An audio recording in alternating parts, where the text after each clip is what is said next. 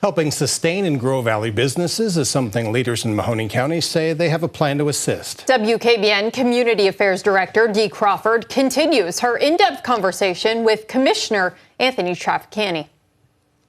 Continuing in-depth conversation with Commissioner Traficanti and facing 2024 and looking forward to even 2025, Commissioner, what's the challenges for the Board of Commissioners and for the community? The challenges are basically what, number one, the national economy would dictate. We hope things stay strong. We hope the bond market stays strong. We have done our part as far as conservative management in Mahoning County. We have spent the taxpayer dollars very conservatively, and we have used that ability that we have to get matching grants. And we were able to issue over $42 million in federal ARPA fund, that was the rescue plan money, for all of our agency partners, and we have a lot of programs in place, and we want to continue to build off of those social service programs, business development, all these things we have coming. And a big thing that we're looking for into the future is this Valley Partners 2050 vision, the Vision Quest 2050. So we initiated $1 million from Mahoning County, and Trumbull partnered with us for another $1 million.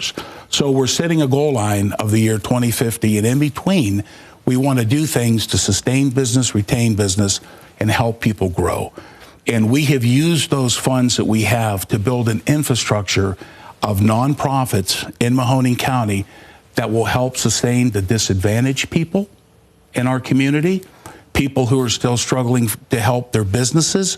And we want to increase businesses by having this nurturing environment that I think that we have done in Mahoning County. We have to continue that. We can't take our eye off the ball. That's what we're looking for. Like small business development, or is it new business development focused, or all of the above? It would be all of the above. Okay. Community education programs.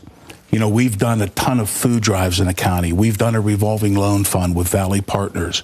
We have gone with Hope House. We have tried to look at every segment of the population of this county to make sure everybody got a piece of the pie and nobody was left out. And if it wasn't for that federal funding, we as a Board of Commissioners would not have had the luxury. But it took a lot of very smart people to help us do that, and we partnered with everybody. So moving on into the future, we have to strengthen and keep those partnerships we have. We cannot function without our partnerships in the community. And I know one of the things you always, in our conversation, the board's meetings are held on Thursdays. And you do travel around the community. I'm so glad you brought that up, because one of the things that I've always done is let's take our meetings on the road. Let's go in the evenings. Not everybody can show up at 10 o'clock on a Thursday morning. Right. And I want to also have town hall meetings. So what we could do is we will have our board meeting, conduct county business, and I'd like to leave it open for an hour to have dialogue with the community. Come in and tell us what's going on. There's the opportunity to get involved in 2024. The invitation's been extended. Yes. I want to thank the Commissioner for taking time for joining me, and I want to thank you as well. I'm Dee Crawford, Community Affairs Director, WKBN.